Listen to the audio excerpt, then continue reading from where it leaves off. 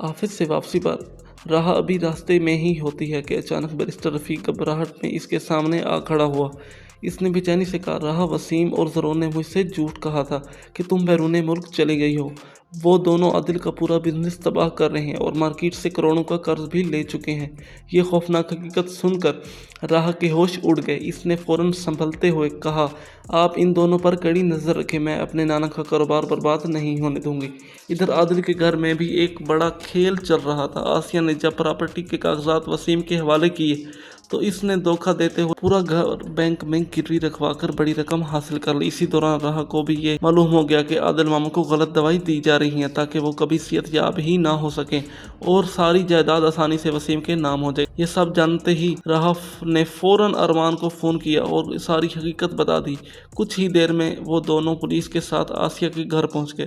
राह को देखते ही आसिया गुस्से में चीख उठी, यहाँ क्यों आई हो? फौरन निकल जाओ। वो राह का थप्पड़ मारने के लिए हाथ उठाती है मगर अरमान आगे बढ़कर इसका हाथ रोक लेता है और सख्त लहजे में कहता है, अब बस, तुम्हारा खेल ख़त्म हो चुका है। अरमान सबके सामने वसीम और ज़रून की धोखाधड़ी बेनकाब कर देता है और बताता है कि उन्होंने घर भी गिरवी रख दिया है। ये सब बातें बतूल दरवाजे के पीछे से सुन लेती हैं। अपने शोहर का असल चेहरा देखकर वो टूट जाती हैं और रोते हुए ज़रून के पास जाकर इससे ज़ोरदार थप्पड़ मारती। ज़रून गुस्से में चीख कर कहता है, मैंने ये सब दौलत के लिए किया, मुझे सिर्फ तुम्हारे पैसों से मतलब था। तुम जैसी लड़कियां तो आती जाती रहती हैं।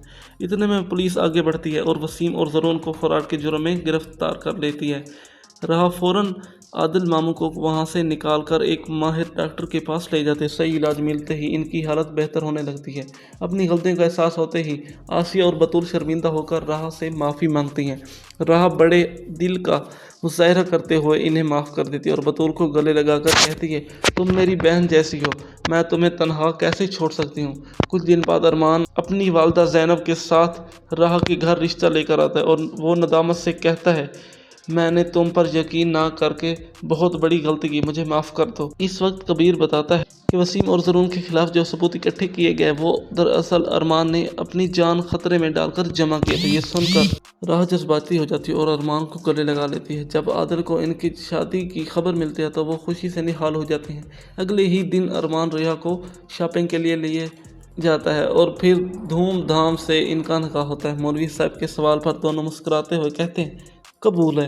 निकाह के बाद अरमान अपनी दुल्हन को घर ले आता है और वो मुंह दिखाई में इसे एक कीमती डायमंड रंग तोहफे में देता है।